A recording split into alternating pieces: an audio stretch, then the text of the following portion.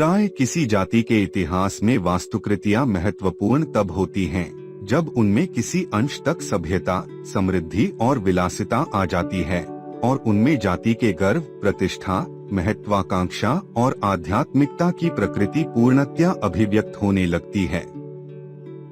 इसी प्रकार वास्तुकला के इतिहास पर एक संक्षिप्त दृष्टिपात से यह स्पष्ट होता है कि मानव के प्राचीनतम प्रयास शिकारियों के आदिकालीन गुफा आवासों, चरवाहों के चर्मतंबुओं और किसानों के झोपड़ों के रूप में कई साक्ष्य आज भी हैं।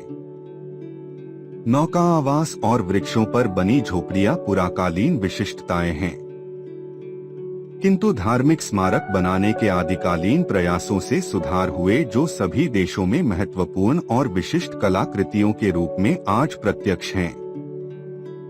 यही वास्तुकला सभ्यता का सांचा भी कही गई है, क्योंकि युगों के विकासक्रम में और मानव की परिवर्तनशील आवश्यकताओं के अनुसार उसकी सुरक्षा, कार्य, धर्म, आनंद और अन्य युग प्रवर्तक सामाजिक परिवेश के अनुरूप बनी है।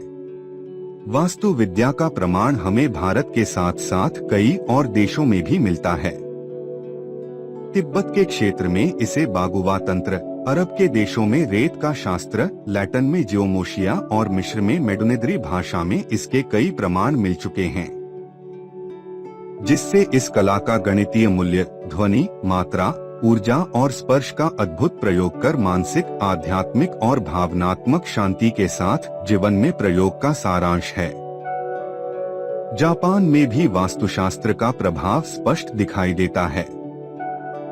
वहां विश्व प्रसिद्ध पुष्प वाटिकाओं के निर्माण में वास्तुशास्त्र के सिद्धांतों का पालन किया गया है।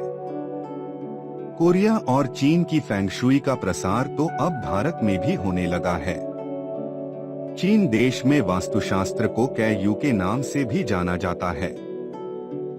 ऐतिहासिक वास्तु के सतत विकास में विश्व में मिस्र के सादे स्वरूप, चीन के मानक अभिकल्प स्वरूप, भारत के विदेशी तथा समृद्ध स्वरूप, मैक्सिको के मय और एज़टेक की अनगढ़ महिमा, यूनान के अत्यंत विकसित देवायतन, रोमन साम्राज्य की बहुविध आवश्यकताओं की पूर्ति करने वाले जटिल प्रकार के भवन, पुराकालीन आडंबरहीन गिरजे, महान गाथिक गिरजा भवन और चित्रोपम दुर्ग, तुर्की इमारतों के उत्कृष्ट विन्यास एवं अनुपात और यूरोपीय पुनरुत्थान के भव्य वास्तुकीय स्मारक इस वास्तुकला का लेखा प्रस्तुत करते हैं।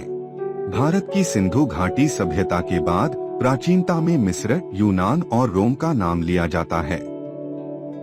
पाश्चात्य वास्तुकला में ये ही तीन देश अग्रणी रहे। चीनी वास्तु में बौद्ध और मुस्लिम प्रभाव स्पष्ट हैं।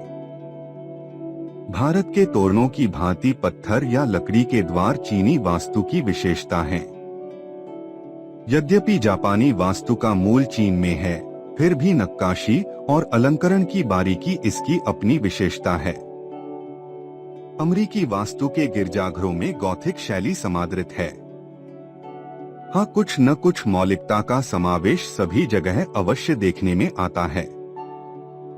यह भी उल्लेखनीय है कि केवल 2-3 शताब्दियों में ही जितना द्रुत परिवर्तन यहाँ हुआ है, उतना संसार में अन्यत्र कहीं नहीं। आजकल गगनचुंबी बहुमंजिली इमारतें अमेरिका की विशेषता हैं।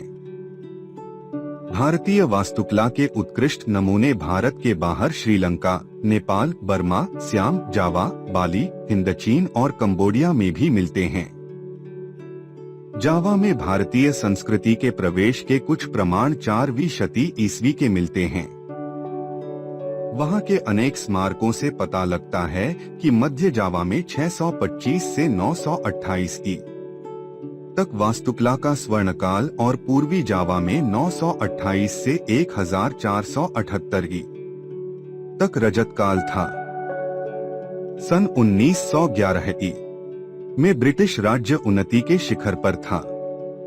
उसी समय दिल्ली दरबार में घोषणा की गई और साम्राज्य की राजधानी के अनुरूप एक नई दिल्ली में और सारे भारत के जिला सदर स्थानों तक में सुंदर इमारतें बनवाई, जिनमें अनेक कार्यालय भवन, गिरजे और ईसाई कब्रिस्तान कला की दृष्टि से महत्वपूर्ण हैं।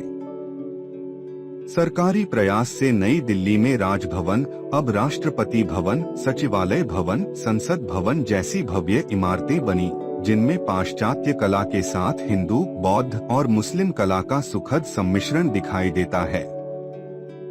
19वीं शती में परंपरागत वास्तुशैलियों में मुख्यतया वास्तुकों की व्यक्तिगत रुचि के कारण अनेक परिवर्तन हुए और एक शैली संघर्ष ही उपस्थित हो गया। किंतु वास्तुकला आज भी सामयिक विचारधारा का प्रतिनिधित्व करती है। यह संग्रहालयों, पाठशालाओं, पुस्तकालयों, पठन केंद्रों, चिकित्सालयों, तरणतालों, स्नानागारों, विद्यालयों, चित्रशालाओं एवं कलाभवनों तथा वैज्ञानिक एवं जनकल्याण संस्थानों के निर्माण से स्पष्ट है। सिंधु घाटी सभ्यता से लेकर ब्रिटिश शासन तक भारतीय वास्तुकला की कहानी विकास की कहानी है। महान साम्राज्य के उद्भव और पतन, विदेशी शासकों के आक्रमण, विभिन्न शैलियों और संस्कृतियों के संगम से भारतीय वास्तुकला का विकास हुआ। इस सब से यह तो स्पष्ट है कि भारतीय वास्तुकला का वर्गीकरण 3 भागों में किया जा सकता है। पहला, प्राचीन भारत। इसके अंतर्गत सिंधु घाटी सभ्यता की कला, मौर्यकालीन कला, मौर्योत्तरकालीन कला, गुप्तकालीन कला और दक्षिण भारतीय कला शामिल हैं। दूसरा, मध्यकालीन भारत। इसके अंतर्गत सल्तनत कालीन कला और मुगल कालीन कला शामिल हैं। तीसरा, आधुनिक भारत। इसके अंतर्गत इंडो गॉथिक शैली और नवरोमन शैली शामिल हैं।